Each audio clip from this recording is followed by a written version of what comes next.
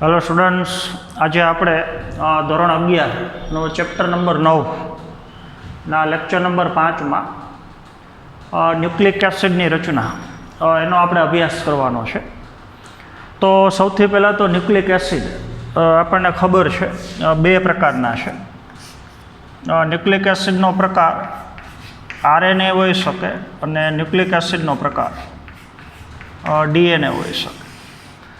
तो जीवसृष्टि अंदर सजीवों में न्यूक्लिक एसिड बे प्रकारना है, रिबोन्यूक्लिक एसिड और एक कही सको डिऑक्सी रिबोन्यूक्लिक एसिड।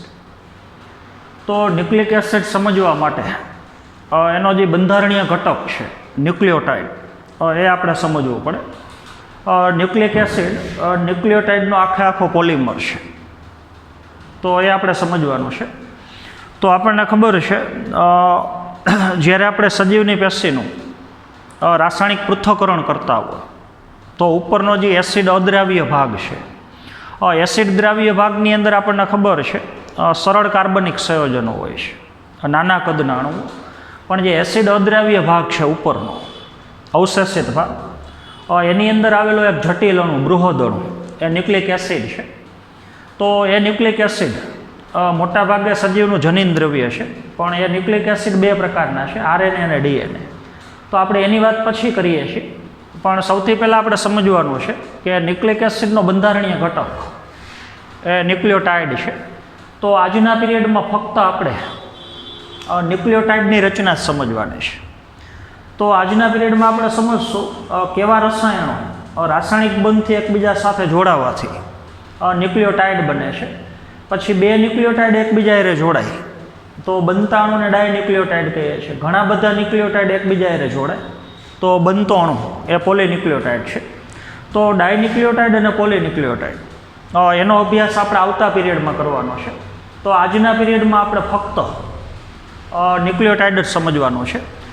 तमारा टेक्स्टबुकनी अंदर बीजा पेज उपर लिपिडनी नीचेनो जे पेरेग्राफ है ए पेरेग्राफ आखो आपणे चलावीए छीए, पण एमां घणुं बधुं थोड़ुं तमारे वधारानुं करवानुं छे। तो एनी आपणे समज लईए। तो सौथी पहेला तो न्यूक्लियोटाइड थी आपणे शरू करीए छीए।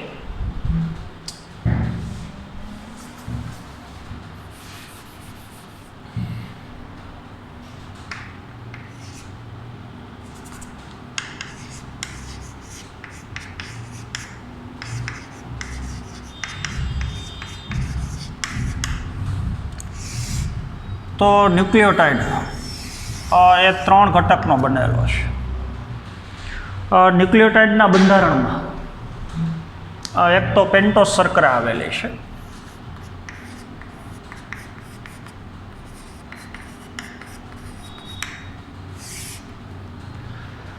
न्यूक्लियोटाइडना बंधारणमां आवेली पेंटोस शर्करा ए पाछी बे प्रकारनी छे।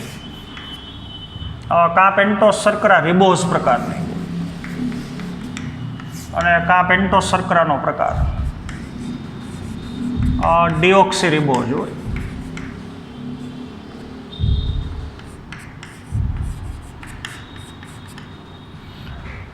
બરોબર સમજવાનું છે। ડીએનએના બંધારણમાં જે ન્યુક્લિયોટાઇડ હોય એ ન્યુક્લિયોટાઇડના બંધારણમાં આવેલી પેન્ટોસ શર્કરા ડીઓક્સી રિબોઝ હોય। ડીએનએનું નામ જ એના ઉપરથી છે ડીઓક્સી રિબો ન્યુક્લિક એસિડ।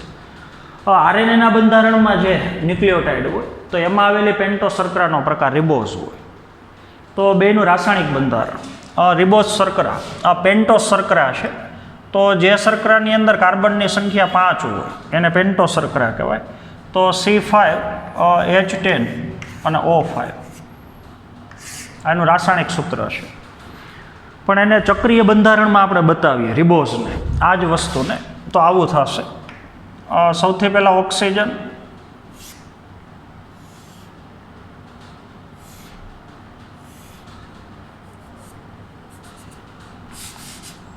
अहींया कार्बन है, अहींया कार्बन है।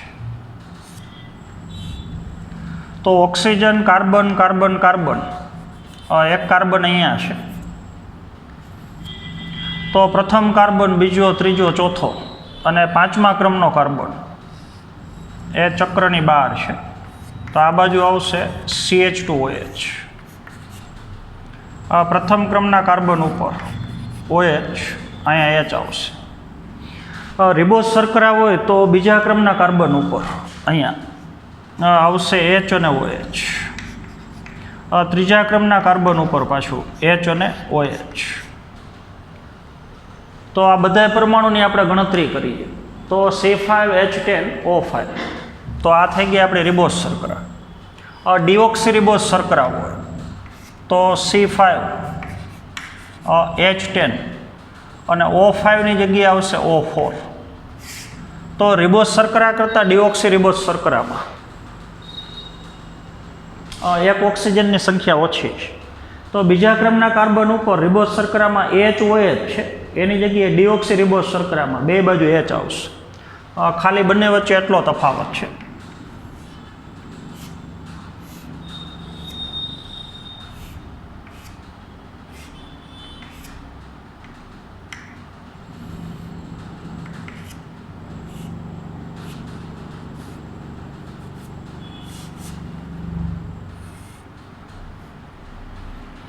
તો પ્રથમ ક્રમના કાર્બન ઉપર OH, આ બાજુ H, બીજા ક્રમના કાર્બન ઉપર HOHની જગ્યાએ બે બાજુ HH આવશે. અહીંયા પાછું HOH. આ ક્રમના કાર્બન ઉપર અહીંયા H અને અહીંયા પાછું CH2OH. તો આ થઈ ગયું ડિઓક્સીરિબોઝ. તો બેમાંથી કોઈ પણ એક પ્રકારની પેન્ટોસ શર્કરા એ ન્યુક્લિયોટાઇડના બંધારણમાં હોય. ન્યુક્લિયોટાઇડ 3 ઘટકના જોડાવાથી બને છે. તો પહેલો ઘટક છે પેન્ટોસ શર્કરા. બીજું આવશે બીજા ક્રમનો ઘટક એ આવશે નાઇટ્રોજન બેઝ.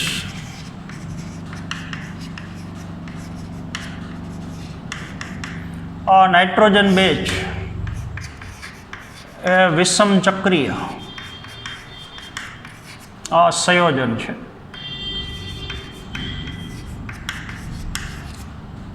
વિષમ ચક્રીય સંયોજન એટલે શું એ હમણાં આપણે સમજીએ છીએ. તો સૌથી પહેલાં તો નાઇટ્રોજન બેઝ એ બે પ્રકારના છે.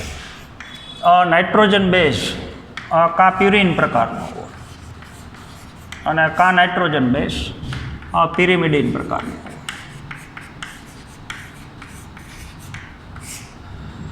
જો નાઇટ્રોજન બેઝના બંધારણમાં એક જ ચક્રીય રિંગ હોય તો પિરિમિડિન હોય અને બે ચક્રીય રિંગ હોય તો પ્યુરિન પ્રકારના હોય. પ્યુરિનની અંદર પેટા પ્રકાર બે છે. પ્યુરિન પ્રકારનો નાઇટ્રોજન બેઝ એક એડેનિન પ્રકારનો હોય. એડિનાઇન બોલી શકો અથવા એડેનિન બોલી શકો. અને બીજો પ્રકાર છે ગ્વાનિન છે.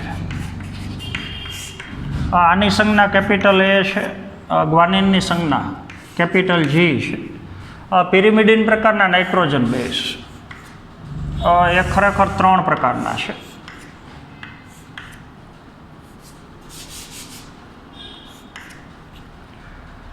એમાં પહેલો પ્રકાર થાઇમિન છે. બીજો પ્રકાર યુરેસિલ છે અને ત્રીજો પ્રકાર સાઇટોસિન છે.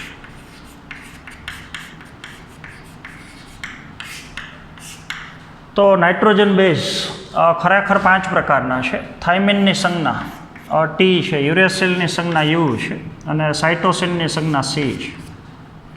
તો Ag, TUC આ 5 પ્રકારના નાઇટ્રોજન બેઝ એ વિષમ ચક્રીય સંયોજન સ્વરૂપે છે. તો બધાયનું આપણે બંધારણીય સૂત્ર બતાવીએ તો નીચેની તરફ એ હમણાં આપણે લઈએ છીએ. અને ત્રીજો આનો બંધારણીય ઘટક એ ફોસ્ફરિક એસિડ છે.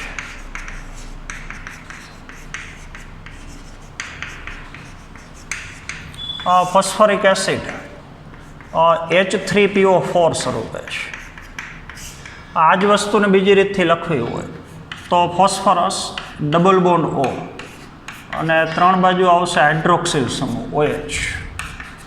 તો આ થઈ ગયું ફોસ્ફરિક એસિડ. આના બંધારણીય સૂત્રો હમણાં આપણે બતાવીએ છીએ. તો હવે ન્યુક્લિયોટાઇડ એટલે શું એ આખું પછી આપણે સમજવાનું છે. તો હવે કોઈ પણ બેમાંથી એક પ્રકારની પેન્ટોસ શર્કરા બરોબર સમજવાનું છે. એક અણુ બેમાંથી કોઈ પણ એક પેન્ટોસ શર્કરા, એક અણુ પાંચમાંથી કોઈ પણ એક નાઇટ્રોજન બેઝ અને એક અણુ ફોસ્ફરિક એસિડ. આ ત્રણેય એકબીજા રાસાયણિક બંધથી જોડાઈ જાય તો બનતો એક અણુ ન્યુક્લિયોટાઇડ છે. અને પછી એવા બે ન્યુક્લિયોટાઇડ હવે જોડાઈ જાય તો ડાયન્યુક્લિયોટાઇડને ઘણા બધા ન્યુક્લિયોટાઇડ જોડાઈ જાય તો એ ઘટકને કહી શકો પોલીન્યુક્લિયોટાઇડ. તો બે પ્રકારની પેન્ટોસ શર્કરા, એક ફોસ્ફરિક એસિડ અને 5 પ્રકારના નાઇટ્રોજન બેઝ. તો એમાં પહેલો પ્રકાર એડેનિન.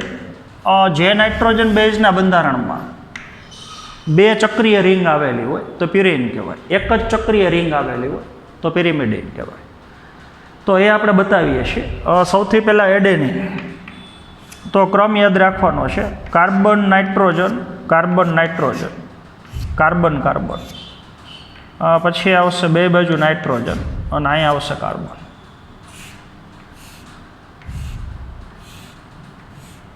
તો આમાં બે ચક્રીય બંધારણવાળી રિંગ છે.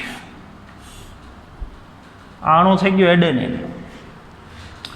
તો આ સંયોજકતા પૂરી કરવાની છે. અહીંયા આવશે NH2 સમૂહ, એમિનો સમૂહ. તો આપણને ખબર છે કાર્બનની સંયોજકતા 4 હોય તો એક સંયોજકતા ઘટે એટલે અહીંયા દ્વિબંધ. નાઇટ્રોજનની સંયોજકતા 3 હોય તો 1, 2, 3 સંયોજકતા પૂરી થઈ ગઈ. ત્યારબાદ અહીંયા પાછો આવશે દ્વિબંધ. તો અહીંયા કાર્બનની એક સંયોજકતા ઘટી તો અહીંયા આવશે H. અહીંયા પાછો દ્વિબંધ, વળી પાછો અહીંયા દ્વિબંધ. નાઇટ્રોજનની 3 સંયોજકતા પૂરી થઈ ગઈ તો અહીંયા H આવશે અને અહીંયા H આવશે. તો આ જે અણુ બતાવ્યું આપણે બે ચક્રીય બંધારણ બતાવ્યા, એક ચક્ર આ છે ને બીજું ચક્ર આ છે. તો આવા બે ચક્રીય બંધારણ હોય તો એને પ્યુરિન કહેવાય. આમાં ખાલી ફક્ત આ એક જ ચક્રીય બંધારણ આવે પિરિમિડિનમાં. તો હવે તમે જોઈ શકો છો બધી જગ્યાએ કાર્બન અને નાઇટ્રોજનની, કાર્બનની 4 સંયોજકતા પૂરી થવી જોઈએ અને નાઇટ્રોજનની સંયોજકતા છે એ તમારે 3 સંયોજકતા પૂરી થવી જોઈએ. તો આ એડેનિન છે. એવી જ રીતથી આપણે ગ્વાનિનનું બંધારણીય સૂત્ર બતાવીએ. તો carbon nitrogen, carbon nitrogen, carbon carbon, પછી નાઇટ્રોજન નાઇટ્રોજન અને અહીંયા કાર્બન.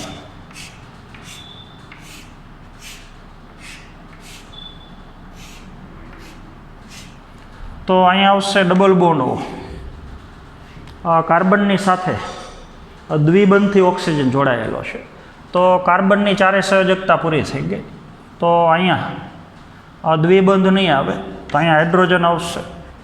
અહીંયા પાછો NH2 સમૂહ આવશે તો કાર્બનની એક સંયોજકતા ઘટી. અહીંયા પાછો દ્વિબંધ આવશે, અહીંયા દ્વિબંધ આવશે, અહીંયા એક H આવશે અને એક H અહીંયા આવશે. તો એડેનિન અને ગ્વાનિન બેના બંધારણમાં બે ચક્રીય સંયોજનો છે, બે ચક્રીય બંધારણ છે. તો બે નાઇટ્રોજન બેઝ પ્યુરિન પ્રકારના છે, એડેનિન અને ગ્વાનિન. તો આવા ચક્રીય બંધારણ આ ત્રણેયના સમજવાના છે: થાઇમિન, યુરેસિલ અને સાઇટોસિન. પીડીએફની અંદર 5-5ના તમને ચક્રીય બંધારણ આપેલા છે. તો આપણે પ્યુરિન પ્રકારના નાઇટ્રોજન બેઝ એના ચક્રીય બંધારણ લીધા. હવે 3 પ્રકારના પિરિમિડિન તો એનું ચક્રીય બંધારણ આપણે સમજીએ.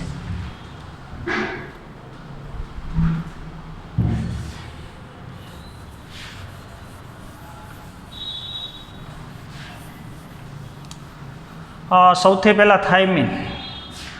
તો carbon nitrogen, carbon nitrogen, carbon carbon, એક જ ચક્રીય બંધારણ.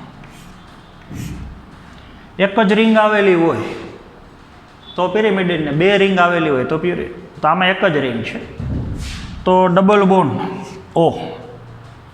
તો અહીં નાઇટ્રોજનની એક સંયોજકતા ઘટી તો અહીં NH આવશે. વળી પાછું અહીં ડબલ બોન્ડ O તો કાર્બનની 4 સંયોજકતા પૂરી થઈ ગઈ. અહીં નાઇટ્રોજનમાં H, અહીંયા વળી પાછું દ્વિબંધ તો અહીંયા કાર્બનની એક સંયોજકતા ઘટી એટલે H. તો હવે અહીંયા ક્રમ આપણે આપવાના છે. પ્રથમ ક્રમ અહીંથી શરૂ થશે તો પહેલો, બીજો, ત્રીજો, ચોથો અને પાંચમો.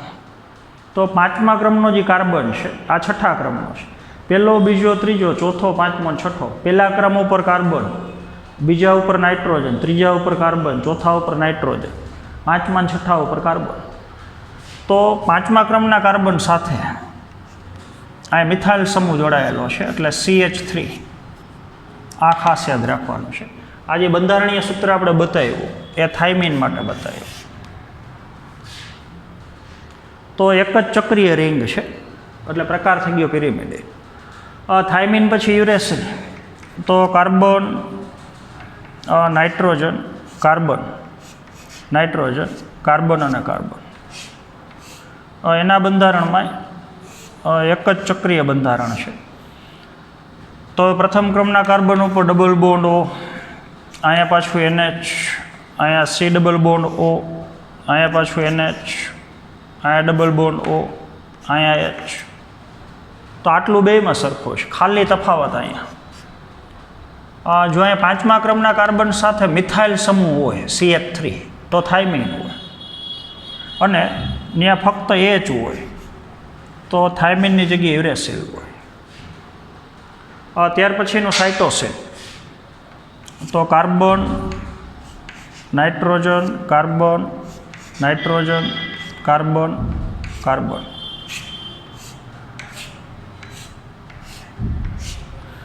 તો અહીંયા છઠ્ઠા ક્રમનો જે કાર્બન છે ત્યાં ડબલ બોન્ડ O ન હોય, એની જગ્યાએ ખાલી NH2 હોય. તો હવે તમે સમજી શકો એ કાર્બનની એક સંયોજકતા ઘટી તો અહીંયા દ્વિબંધ હોય, અહીંયા દ્વિબંધ હોય તો નાઇટ્રોજનની સાથે H ન હોય, અહીંયા ડબલ બોન્ડ O હોય, અહીંયા નાઇટ્રોજનની એક સંયોજકતા ઘટી તો પાછું H હોય. એવી જ રીતથી અહીંયા દ્વિબંધ હોય, અહીંયા H હોય ને પાછું અહીંયા H હોય. તો આ થઈ ગયું સાઇટોસિન. તો 3 નાઇટ્રોજન બેઝ એના બંધારણમાં ખાલી એક જ ચક્રીય બંધારણ છે. તો હવે આપણે ન્યુક્લિયોટાઇડના 3 બંધારણીય ઘટક પેન્ટોસ શર્કરા, નાઇટ્રોજન બેઝ અને ફોસ્ફરિક એસિડ એનું રાસાયણિક બંધારણ કેવું હોય એ આપણે સમજ્યા.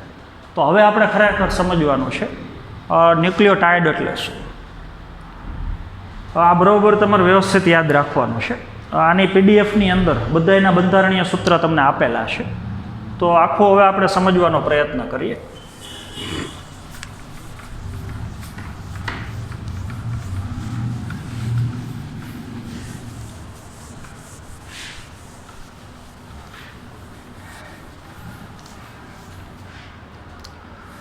તો સૌથી પહેલાં તો ન્યુક્લિયોટાઇડ સમજવા માટે પહેલાં ન્યુક્લિયોસાઇડ સમજવું પડે.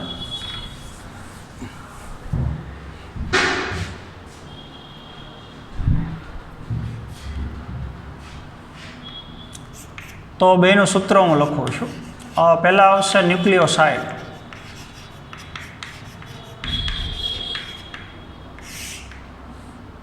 અને પછી આવશે ન્યુક્લિયોટાઇડ.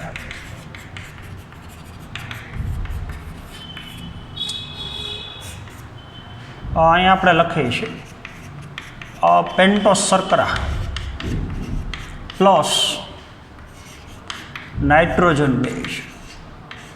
આ બે જ જોડાય, પેન્ટોસ શર્કરા અને નાઇટ્રોજન બેઝ. આપણે ભેગું બતાવતા જાય. દાખલા તરીકે હું અહીંયા પેન્ટોસ શર્કરા બતાવું. આપણે થોડુંક અલગ રીતથી બતાવીએ છીએ. હવે તો જ્યાં ખૂણા છે ત્યાં સમજી લેવાનું બધે કાર્બન છે. અહીંયા OH, H, OH, OH, અહીંયા H, CH2OH. આ પેન્ટોસ શર્કરા થઈ ગઈ. એક અણુ પેન્ટોસ શર્કરાનું, અને એની એરે તો આપણને ખબર છે પેન્ટોસ શર્કરામાં 2 શક્યતા છે. કાંઈ રિબોઝ હોય ને કાંઈ ડિઓક્સી રિબોઝ હોય. દાખલા તરીકે અત્યારે આ રિબોઝ છે, બેમાંથી ગમે એ એક લે, અને એની સાથે નાઇટ્રોજન બેઝનો એક અણુ જોડાઈ જાય. તો નાઇટ્રોજન બેઝના 5 પ્રકાર છે, 5માંથી કોઈ પણ એક પ્રકાર જોડાઈ જાય દાખલા તરીકે. તો એ આપણે સમજવાનું છે. તો અહીંયા nitrogen, nitrogen, carbon, carbon, carbon, carbon, nitrogen, carbon, nitrogen. દાખલા તરીકે એડેનિન પ્રકારનો નાઇટ્રોજન બેઝ બતાવ્યો આપણે, તો અહીંયા ડબલ બોન્ડ આવશે. તો આપણને ખબર છે અહીંયા એક એચ આવશે, અહીંયા દ્વિબંધ, અહીંયા દ્વિબંધ, એક એચ અહીંયા આવશે ને એક એચ અહીંયા આવશે. તો હવે એક અણુ પેન્ટોસ શર્કરાનું, બેમાંથી કોઈ પણ એક પેન્ટોસ શર્કરા છે. દાખલા તરીકે એક અણુ નાઇટ્રોજન બેઝનો, નાઇટ્રોજન બેઝના 5 પ્રકાર છે, 5માંથી કોઈ પણ એક નાઇટ્રોજન બેઝ. આ બે હવે રાસાયણિક બંધથી જોડાઈ જાય. તો રાસાયણિક બંધ ક્યાં બને છે? તો અહીંથી આપણે ક્રમ ગણવાનો છે. પહેલો, બીજો, ત્રીજો, ચોથો, પાંચમો, છઠ્ઠો, 7, 8 અને 9. ચક્રીય બંધારણમાં 9મા સ્થાન ઉપર જે નાઇટ્રોજન છે એ નાઇટ્રોજન પેન્ટોસ શર્કરાના પ્રથમ ક્રમનો જે કાર્બન છે અહીંયા, આની એ રાસાયણિક બંધથી જોડાઈ જાય. તો અહીંયા તમે જોઈ શકો છો નાઇટ્રોજન સાથે જોડાયેલો H અને પેન્ટોસ શર્કરાનો જે પહેલો કાર્બન છે એની એ જોડાયેલો OH. તો OH અને H અહીંથી દૂર થઈ જાય. તો 2 હાઇડ્રોજન ને 1 ઓક્સિજન, એટલે ખરેખર અહીંથી પાણીનો અણુ દૂર થયો, H2O. તો OH નીકળી ગયું અને ઉપરથી H નીકળી ગયું. તો આ નાઇટ્રોજન સીધો આ કાર્બન સાથે રાસાયણિક બંધથી જોડાઈ જાય, સહસંયોજક બંધ. તો હવે જે બનતો અણુ છે એને કહી શકો ન્યુક્લિયોસાઇડ. તો બેમાંથી એક કોઈ પણ એક પ્રકારની પેન્ટોસ શર્કરા અને 5માંથી કોઈ પણ એક પ્રકારનો નાઇટ્રોજન બેઝ, એ બે રાસાયણિક બંધથી જોડાઈ જાય તો જે બનતો અણુ છે એને કહી શકો ન્યુક્લિયોસાઇડ. હવે ન્યુક્લિયોટાઇડ, તો ન્યુક્લિયોટાઇડ બરાબર ન્યુક્લિયોસાઇડ પ્લસ ફોસ્ફોરિક એસિડ.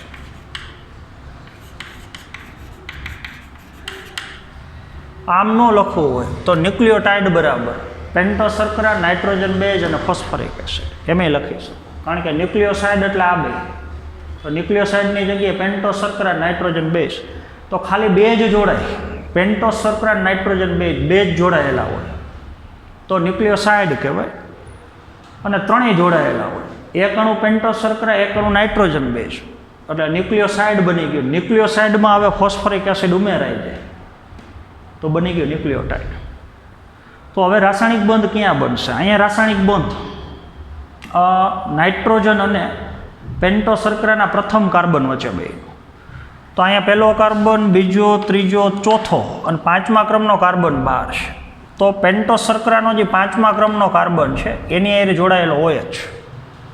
તો અહીંયા પ્લસ ફોસ્ફોરિક એસિડ જોડાશે. તો તમને ખબર છે P ડબલ બોન્ડ O, આ બાજુ OH, એક OH સમૂહ અહીંયા છે ને એક OH સમૂહ અહીંયા છે. તો ફોસ્ફરસનો એક OH સમૂહ અને 5મા ક્રમના કાર્બનનો એક OH સમૂહ, OH સામે આવ્યા, બરોબર સમજવાનું છે.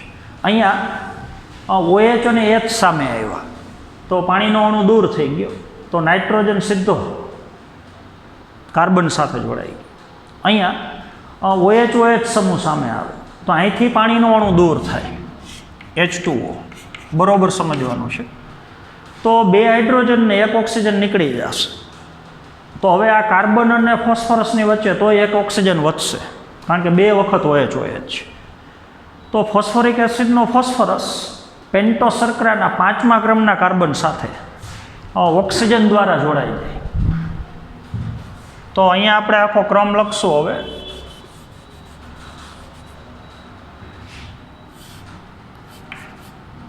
આ H, આ CN. તો 5મા ક્રમનો કાર્બન ઓક્સિજન દ્વારા આ ફોસ્ફરસ સાથે જોડાઈ જાય. તો આ જે બંધ બન્યો એને તમે એસ્ટર બંધ કહી શકો. તો પેન્ટોસ શર્કરાનો 5મા ક્રમનો કાર્બન ફોસ્ફરસ સાથે CO બંધ એટલે એસ્ટર બંધ દ્વારા જોડાઈ ગયો. ફોસ્ફો એસ્ટર બંધ એ કહીશું. આ બાજુ ફોસ્ફરસ છે અને આ એસ્ટર બંધ છે. તો ત્રણેય જોડાઈ ગયા તો બની ગયું ન્યુક્લિયોટાઇડ. તો ખાલી બે જ જોડાયેલા હોય, પેન્ટોસ શર્કરા અને નાઇટ્રોજન બેઝ, આ બે જ જોડાયેલા હોય, ફોસ્ફરસ ન હોય તો ન્યુક્લિયોસાઇડ કહેવાય. અને ન્યુક્લિયોસાઇડ ફોસ્ફરીકૃત થઈ જાય, એમાં ફોસ્ફરિક એસિડ ઉમેરાય જાય તો ન્યુક્લિયોટાઇડ થઈ જાય. તો તમે સમજી ગયા હશો ન્યુક્લિયોસાઇડ અને ન્યુક્લિયોટાઇડ વચ્ચેનો તફાવત. તો એના હવે આપણે પ્રકાર પાડવાના છે, બરોબર તમારે સમજવાનું છે.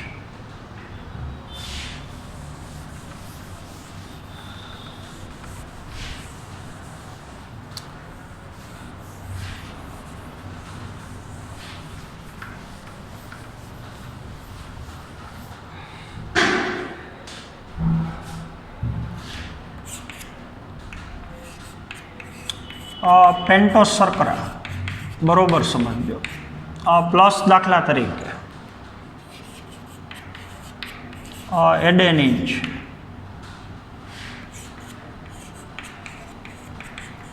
પેન્ટોસ શર્કરા પ્લસ દાખલા તરીકે ગ્વાનિન છે,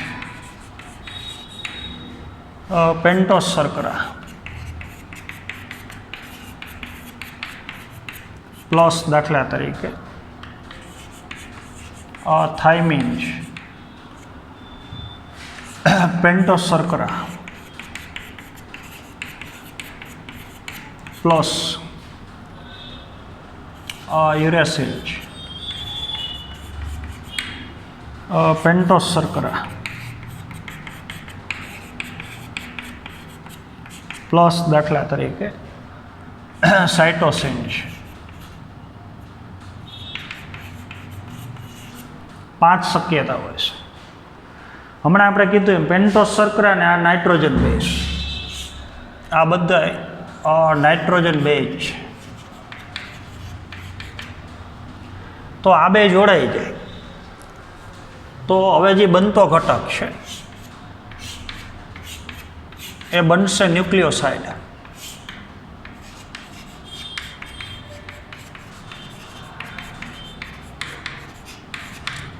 તો 5 પ્રકારના ન્યુક્લિયોસાઇડ બની શકે. નાઇટ્રોજન બેઝનો પેન્ટોસ શર્કરા જોડાતો પ્રકાર ચેન્જ થતો જાય તો અહીંયા 5 પ્રકારના ન્યુક્લિયોસાઇડ બની શકે. જો પેન્ટોસ શર્કરા સાથે એડેનિન જોડાય તો એને એડેનોસાઇન કહેવાય.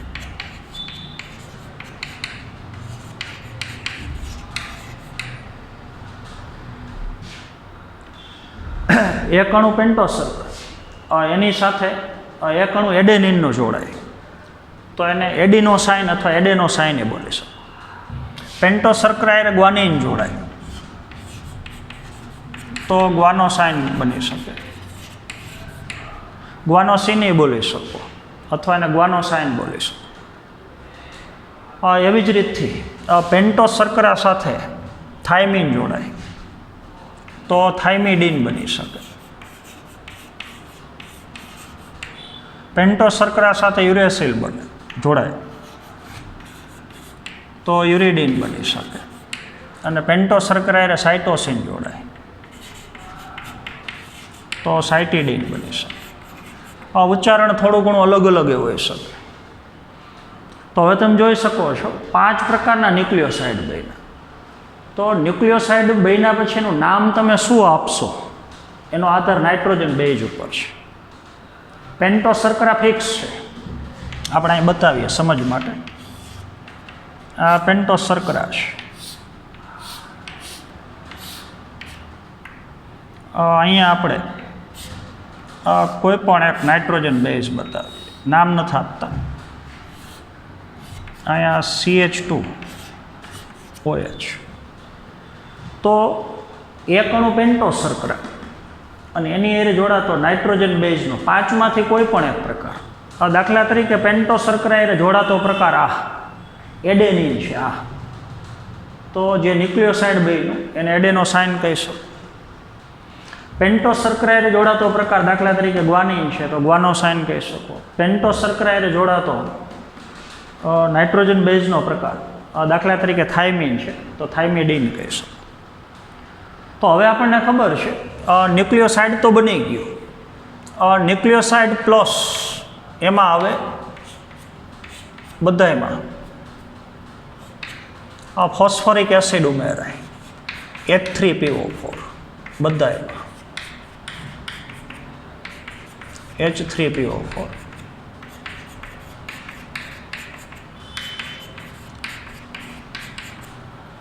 આ ખાલી ન્યુક્લિયોસાઇડ છે, પણ જો હવે ન્યુક્લિયોસાઇડની અંદર ફોસ્ફરિક એસિડ ઉમેરાય એટલે આ ભાગમાં અહીંયા આ તમને ખબર છે કાર્બન ઓક્સિજન પછી ફોસ્ફરસ ડબલ બોન્ડ OH તો આ ન્યુક્લિયોટાઇડ થઈ ગયું. તો ન્યુક્લિયોસાઇડ જો 5 પ્રકારના હોય તો ન્યુક્લિયોસાઇડમાં ફોસ્ફરિક એસિડ ઉમેરાઈ જાય તો એમાંથી બનતા ન્યુક્લિયોટાઇડ એ 5 પ્રકારના હોય. તો હવે જે બનશે એ ન્યુક્લિયોટાઇડ.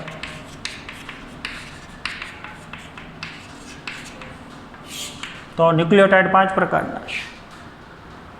પેન્ટોસ શર્કરા ખાલી એડેનિન જોડે, આ બે જ જોડે, પેન્ટોસ શર્કરા અને એડેનિન, તો એડેનોસાઇન કહેવાય.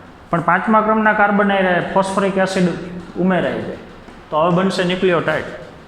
તો ન્યુક્લિયોસાઇડનું નામ ચેન્જ થઈ જાય કારણ કે ન્યુક્લિયોટાઇડમાં ફેરવાઈ ગયું, તો એને કહેવાય એડેનિલિક એસિડ. એડેનિલિક એસિડ, એડેનેલિક એસિડ એ કહી શકો ને એડેનિલિક એસિડ એ કહી શકો. તો ન્યુક્લિયોસાઇડનું નામ એડેનોસાઇન છે પણ ન્યુક્લિયોટાઇડનું નામ એડેનિલિક એસિડ છે. તો 5 પ્રકારના ન્યુક્લિયોસાઇડ હોય તો 5 પ્રકારના ન્યુક્લિયોસાઇડ. તો હવે ગ્વાનોસાઇન નામનો ન્યુક્લિયોસાઇડ છે, એમાં જો ફોસ્ફરિક એસિડ ઉમેરાઈ જાય તો ગ્વાનિલિક એસિડ થઈ જાય.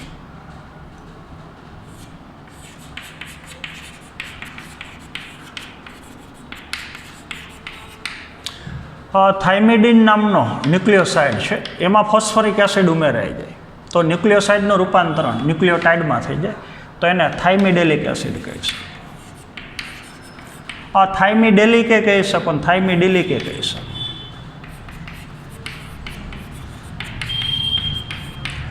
એમ યુરિડિન નામનો જે ન્યુક્લિયોસાઇડ છે એની અંદર ફોસ્ફરિક એસિડ ઉમેરાઈ જાય તો બનતો ન્યુક્લિયોટાઇડ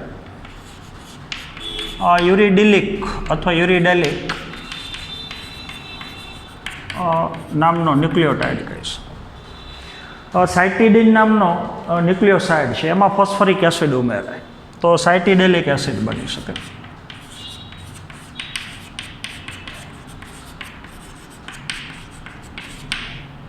તો હવે તમે સમજી ગયા હશો ન્યુક્લિયોટાઇડ જે મુખ્યત્વે 5 પ્રકારના છે. તો જે ન્યુક્લિયોટાઇડ અથવા ન્યુક્લિયોસાઇડના નામ આપ્યા છે એ નાઇટ્રોજન બેઝના પ્રકાર ઉપરથી આપ્યા છે.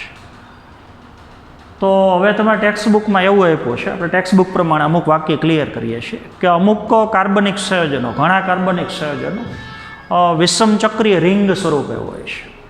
તો એ વિષમચક્રીય રિંગ સ્વરૂપે આવેલા કાર્બનિક સંયોજનો એ અલગ અલગ પ્રકારના નાઇટ્રોજન બેઝ.